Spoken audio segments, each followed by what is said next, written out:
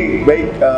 Selamat siang, pagi, sore, ataupun malam rekan-rekan semua. Kembali lagi dengan pada diskusi santai, bincang-bincang tentang update perekonomian terkini nih. Setelah kemarin bersama dengan berbagai narasumber yang luar biasa, kerennya, tak kalah juga sekarang ini ada narasumber yang juga keren. Tepat di samping saya ada Pak Dr. Tirta Hidayat. Selamat siang, Pak. Selamat siang, Mas Bagus. Ya, beliau merupakan koordinator tim asistensi Kemenko Perekonomian nih, Pak ya. Betul lah. Pada kesempatan kali ini kita nanti akan bincang-bincang terkait dengan gimana sih isu perekonomian terkini, khususnya di bulan Ramadan ini berbagai kebijakan-kebijakan yang akan dilakukan oleh pemerintah. Ntar kita ulik-ulik nih, sekitar 15-20 menit ke depan bersama dengan Pak Tirta. Baik Pak Tirta. Ya. Sebagai awal nih Pak Tirta, kita ketahuin udah lebih dari setahun nih pandemi COVID-19 ada di Indonesia. Kemudian di tahun 2020 cukup memberikan dampak yang luar biasa. Kondisi pertumbuhan ekonomi kita sempat terkontraksi. Nah, kalau menurut Pak Tirta nih, kondisi perekonomian kita saat ini seperti apa sih Pak?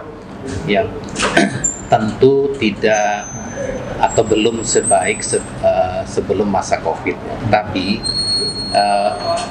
pandemi selama setahun itu ternyata kita pelajari ya. Yang pertama adalah cukup banyak perusahaan-perusahaan besar itu yang menemukan cara untuk tetap melakukan aktivitas di masa COVID. Ya. Misalnya ya ada kegiatan-kegiatan di kawasan industri itu yang mereka bikin semacam tenda, pokoknya tinggal di situ ya, nggak pulang-pulang ya. Kemudian ada pemeriksaan secara rutin, yang kemudian sakit ya diisolasi. Tapi artinya kegiatan itu nggak 100% mati, kegiatan produksi.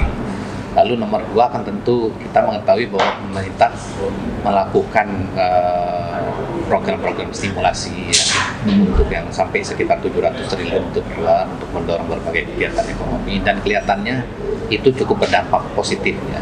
Sehingga kalau tahun yang lalu kita terkontraksi, kelihatannya tahun ini kita optimis bahwa itu bisa tumbuh lah ekonomi kita dengan positif ya. Baik Pak. Memang sih Pak, kalau lihat dari udah lebih dari setahun ini banyak berbagai adaptasi yang dilakukan oleh sektor-sektor produksi ataupun perusahaan-perusahaan yang terutama dalam yang menghadapi COVID ini gitu. Lah, berikut juga yang dilakukan oleh pemerintah. Tadi kalau bisa dibilang anggaran PEN juga udah digelontorkan oleh pemerintah berupa bantuan sosial, kemudian ada insentif juga yang kemarin ini ada PPNBM untuk pajak motor lah. Kalau pada bulan Ramadan ini Pak khususnya gitu, apa sih kebijakan yang akan dilakukan oleh pemerintah Pak?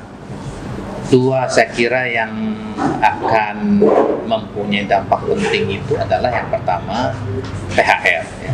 THR itu pemerintah telah menetapkan kebijakan agar tidak dicicil seperti tahun yang lalu. Ya. Nah, itu tentu akan meningkatkan daya beli masyarakat ya, cukup signifikan, sehingga itu juga akan menjadi pendorong tersendiri dari kegiatan ekonomi ya. Ini yang pertama. Lalu yang kedua, pemerintah itu menyediakan dana sekitar 500 miliar ya, sebagai ongkir nanti di dalam Harbolnas, Hari Belanja Online Nasional, yang direncanakan itu nanti akan berlangsung di H-10 sampai H-5 ya. Jadi itu ada 500 miliar untuk itu, dan kita ketahui kalau kita melihat data volume transaksi online ini cukup besar ya sebenarnya. Kita berkembang pesat selama pandemi, justru berkembang pesat.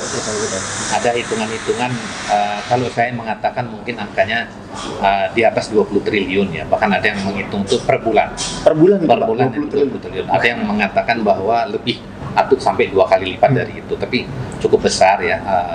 Saya kira orang ini lagi adalah cara-cara survival ya, bagaimana kita bisa tetap hidup di dalam masa krisis. Jadi aktivitas belanja juga kita lakukan melalui online ya. Jadi ini yang terjadi itu. Jadi yang kedua itu adalah penyediaan ongkir ya, orang nanti dalam masa Harbolnas itu yang tadi H-10 sampai H-5 itu bebas ongkir. Kira-kira itu. Baik, cukup menarik sebenarnya teman-teman kalau bicara tentang Harbolnas ini ya, video ongkir sampai 500 miliar. Itu kalau bisa dijelaskan sedikit teknisnya Pak, itu nantinya apakah diberikan ke marketplace-nya kayak misal itu ada Tokopedia, Shopee, dan seperti apa Pak? Ya, pelaksanaan teknisnya tentu kita akan bekerjasama dengan perusahaan-perusahaan pengelola online ya. Oke, yang marketplace itu tadi ya Pak. Marketplace itu tentu mereka nanti, saya nggak tahu apakah itu nanti akan berlangsung harian atau mingguan ya, atau setelah selesai masa itu akan diklaim kepada pemerintah. Jumlahnya berapa kan ada tuh catatannya. Kalau kita belanja online kan rapi sekali, kita tahu tiap kali kita belanja ongkirnya berapa. Nah itu nanti akan diklaim kepada pemerintah ya, total 500 miliar. Saya kira mungkin cukup ya kalau kita perkirakan, katakanlah kalau misalnya 20 triliun atau 20 triliun itu kira-kira 2,5% ya ongkirnya 500 miliar. Jadi itu saya pikir sangat cukup ya untuk gitu. Ini juga akan membuat orang misalnya yang bekerja di Jakarta ya nggak boleh mudik, tapi dia tetap bisa mengirimkan barang kepada keluarganya ya, betul. Nah, jadi suasana Lebaran masih tetap terasa, ekonomi kita juga nggak mandek ya, bisa tetap berjalan dengan cukup baik lah. Iya. Betul, ini cukup menarik sebenarnya. Karena kan banyak yang dibahas kalau ini kemarin pemerintah juga udah ngeluarin larangan untuk mudik ya Pak ya. Padahal bisa dibilang kalau mudik ini kan juga ada transfer uang dari pusat ke daerah ya. Baiklah. Kemudian nih Pak, isu yang menjadi sedikit hangat ya, soal dengan THR ke-13 gitu. THR dan juga gaji ke-13 bagi ASN gitu. Kemarin kan sempat ada isu seperti itu, kemudian dari pengusaha juga ada yang merasa sedikit keberatan dengan hal itu gitu. Nah, dalam melihat hal itu seperti apa sih Pak? Jadi sebenarnya kan pemerintah melihat seperti yang saya katakan tadi, ternyata di dalam masa pandemi ini pengusaha itu banyak yang survive ya, menemukan cara untuk survive, dan juga ada kegiatan-kegiatan baru yang mereka lakukan, terutama terkait dengan bidang kesehatan ya, bidang makanan itu yang seperti online dan segala macam. Tapi tidak tertutup kemungkinan ada juga yang nggak mampu bayar ya. Artinya nggak mau bayar, kalau disuruh bayar langsung full penuh ya, dia nggak bisa, tapi harus menyisir. Nah ini tentu ada ruang untuk negosiasi ya. Walaupun sangat dihimbau, ini nggak terjadi. Jadi artinya benar-benar ini kan juga ada, bukan kalau yang namanya THR atau gaji ke-13 itu kan juga sebenarnya juga ada masalah kemanusiaan juga ya.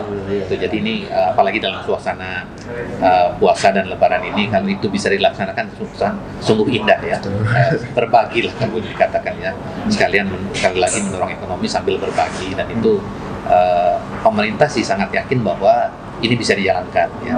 Tapi sekali lagi tentu ada yang mungkin ya sebagian kecil dari pengusaha yang tidak bisa melakukan ini. Nah ini tentu pada ruang negosiasi, nanti dicarikan jalan keluarnya bagaimana caranya. Tapi paling enggak mayoritas itu akan bisa melakukan itu pembayaran itu. Baik, siap. Baik nih Pak. Ini juga terkait dengan berbagai bansos, kemudian insentif yang sudah dilakukan oleh pemerintah gitu. Kemarin ada statement juga berbicara bahwasanya pemerintah cukup optimis nih di kuartal 1 2021 ini pertumbuhan ekonomi 6,7 Pak. Sebetulnya seberapa optimis sih Pak? Ini kan banyak yang penasaran nih. Jadi begini, kalau kita melihat di awal-awal pandemi, kita bicara dunia dulu ya. Itu di Eropa, misalnya di Amerika, itu mereka bisa pertumbuhannya negatif di atas 10% ya, 11%, 12%. Kita tahun yang lalu masih alhamdulillah ya, hanya sekitar 2% terkontraksinya. Nah, kalau kita lihat berbagai macam perkiraan di dunia ini sekarang, misalnya IMF mengeluarkan perkiraan ya, itu positif ya. Jadi artinya pertumbuhan ekonomi yang positif ini akan terjadi di berbagai belahan dunia, nggak cuma di Indonesia. Nah tentu itu kan berdampak, kita kan juga melakukan perdagangan internasional segala macam ya, itu mempunyai dampak tentu terhadap pertumbuhan ekonomi yang akan positif. Nah jangan lupa juga kalau kita berbicara angka ya, ini matematiknya. Kalau angka kita udah turun ya, itu naik itu persentasenya, kita misalnya bilang 5%, 6%, itu sebenarnya memang belum menuju ke angka yang tahun yang lalu ya. Jadi artinya kita optimis bisa kita lakukan itu. Seperti saya katakan tadi, banyak usaha sudah menemukan caranya untuk survive. Banyak juga kegiatan-kegiatan baru di bidang alkes, misalnya di bidang makanan, itu kan bukan cuma survive, mereka bertumbuh sangat pesat ya. Jadi saya pikir kalau sekitar 5% rasanya sih masih bisa kita capai ya. Siap. Iya, siap, betul. Dan apa sama Pak kira-kira? Kalau tahun kemarin kan sektor pertanian kan yang paling positif nih. Kira-kira untuk di tahun ini apakah juga kurang lebih sama kayak tahun kemarin? Apakah ada sektor lain yang juga akan menyusul seperti sektor pertanian untuk ikut tumbuh positif, Pak? Ya, yang saya katakan tadi kalau yang terkait dengan kesehatan ya, itu akan tumbuh. Baik. Makanan juga akan tumbuh ya, terutama dan kegiatan. Memang online kita itu masih kecil sekali ya. Kalau kita lihat misalnya di Amerika, itu kegiatan perdagangan online itu sekitar 40% dari PDB mereka. Ya. Di Korea bahkan itu 80% dari PDB ya mereka. Jadi tinggi sekali. Kita itu baru sekitar 3%. Jadi itu ada ruang untuk tumbuh sangat pesat ke depan kalau kita melakukan itu salah satu kegiatan yang bisa mendukung. Tapi kalau kita melihat pertanian, memang pertanian itu kemarin itu kan ada kendala. Dulu perkiraan awal itu kan akan terjadi musim kering yang panjang. Betul, ya. Tetapi ternyata yang terjadi adalah justru panen. musim hujan. Oh iya, musim hujan yang hujan. panjang. Ya. Tetapi dua-duanya sebenarnya akan mempunyai dampak yang nggak bagus terhadap petani. Tapi kelihatannya tahun ini habis panen yang mungkin nggak begitu bagus di tahun ini, kedepannya kita bisa akan baik ya. Saya kira. Apalagi optimisme kita semua dengan vaksinasi ini kan juga sekali lagi walaupun pandemi belum berakhir, tapi kita mudah-mudahan telah menemukan cara untuk bagaimana beradaptasi bekerja di masa pandemi. Jadi mungkin saya kira sektor pertanian akan tumbuh ya lebih baik. Industri juga karena kemudian juga industri ini kan kita juga terkait dengan kegiatan negara lain juga. Kalau negara lain saling positif nih kegiatan perdagangan internasional, kelihatannya akan mencapai keseimbangan baru tapi positif tumbuhnya, jadi itu juga akan mendorong semuanya. Jadi secara singkat, pariwisata memang masih agak berat kelihatannya ya, tapi memang mungkin di tahun depan ini kita harapkan atau di akhir mungkin di penghujung tahun ini dengan negara-negara yang mempunyai travel corridor atau travel bubble kita sebut ya, kita punya perjanjian khusus dengan misalnya Malaysia, Singapura ya, itu mungkin kita akan mulai. Tapi saya kira kalau itu udah ada contoh ya dan situasinya bisa kita kendalikan, saya yakin nanti juga akan mendorong negara-negara lain. Jadi pariwisata masih akan tertekan, tapi saya kira tertekan ya, tapi pertanian, industri ya, saya kira itu sudah mulai berkembang sehingga itulah yang membuat kita sangat yakin bahwa kita sudah bisa tumbuh positif di dalam kuartal tahun ini ya. Siap, baik. Terima kasih banyak Pak Tirta atas diskusinya yang cukup menarik ini, dan juga tadi juga ada berbagai pertanyaan sebenarnya dari audiens kita, Pak.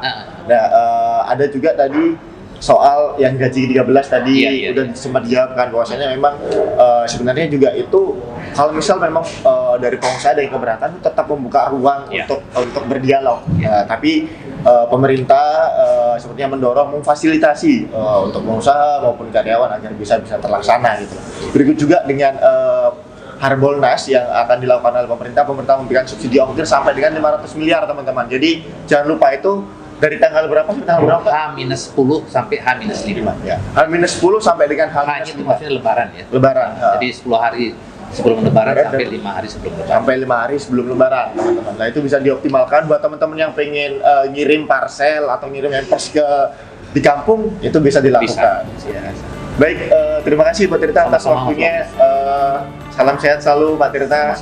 Teman-teman di rumah juga tetap terapkan 3M, memakai masker, menjaga jarak dan cuci tangan, perbanyak minum air putih dan jaga kesehatan juga jaga imun. Terima kasih. Assalamualaikum warahmatullahi wabarakatuh.